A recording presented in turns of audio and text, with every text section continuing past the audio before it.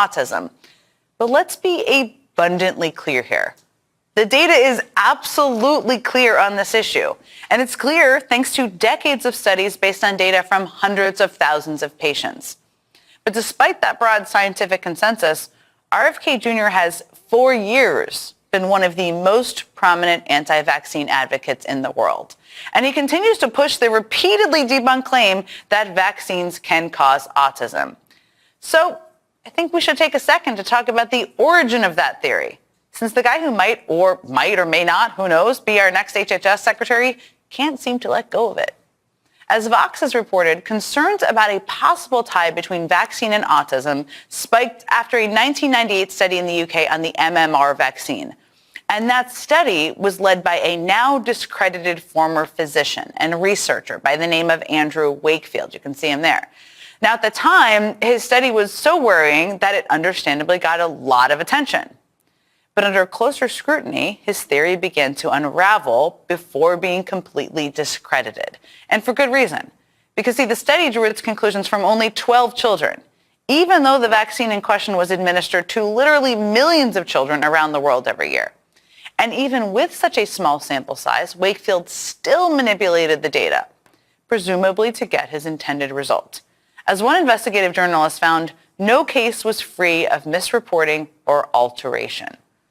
That may explain why medical researchers were never able to reproduce his work. In fact, Wakefield himself wasn't even able to replicate his own findings. But this wasn't just a story of bunk science, and it's definitely a story of bunk science, or of manipulated data, and it's definitely that too. It was also about the apparent agenda behind it, and this is an important part, because Andrew Wakefield actually stood to profit from his findings. See, at the same time he was discrediting the MMR shot, he was also filing patents for competing vaccines that would capitalize on the fear and doubt he had created. And after years of intense scrutiny and analysis, the Wakefield study was finally retracted in 2010. A disciplinary board found that Wakefield was guilty of irresponsible and misleading reporting of research findings, potentially having such major implications for public health. And yet, despite all of that, Andrew Wakefield still had some very big fans. Take a look at this video we dug up from a rally in 2019 and see if you recognize the speaker. I want to say something about Andy, because in any just society, we would be building statues to Andy Wakefield. Statues for the guy with the bogus study who stood to profit from his rhetoric and his fake study. Okay, this is the anti-vax world that RFK Jr. has for years proudly pushed for. And it's not just the peddling of bad science that Kennedy has in common with Wakefield. It's also the fact that he stands to financially benefit from that bad science, just like Wakefield did, if he is confirmed. As Senator Elizabeth Warren pointed out during Kennedy's confirmation hearing, he has made nearly $2.5 million in referral fees, this is RFK Jr., from an anti-vax law firm. He also receives a 10% contingency fee in these cases if the plaintiffs win, and his ethics agreement indicates he will continue to receive these payments even if he is confirmed. I mean, that is an outrageous conflict of interest for someone who wants to be in charge of our nation's health system. And do you know who agrees with that? Well, the very conservative Wall Street Journal editorial board. They write, "We never thought we'd hear this, but Miss Warren has an excellent point that Mr. Kennedy, as HHS secretary, could have the ability to kill off access to vaccines and make millions of dollars while he does it." If confirmed, Robert F. Kennedy Jr. not only stands to endanger millions of Americans with his conspiracy theories, he could also make a lot of money doing it. He isn't the first snake oil salesman to prey on people's worries, Lord knows that, but he would be the first anti-vax crank to do so as the head of America's health system. Senator Maggie Hassan questioned RFK Jr. on Capitol Hill this week, and she joins me next. Okay, it's fair to say a lot happened during RFK Jr.'s confirmation hearing. He clumsily tried to distance himself from conspiracy theories he promoted for years, and he repeatedly showed a lack of basic understanding of healthcare in general, is the only way I can summarize it. But there's one moment that kind of stopped me in my tracks, and it happened when it was Senator Maggie Hassan's turn to speak. I am the proud mother of a 36-year-old young man with severe cerebral palsy. And a day does not go by when I don't think about what did I do when I was pregnant with him that might have caused the hydrocephalus that has so impacted his life. So please do not suggest that anybody in this body of either political party doesn't want to know what the cause of autism is. Mr. Kennedy, that first autism study rocked my world.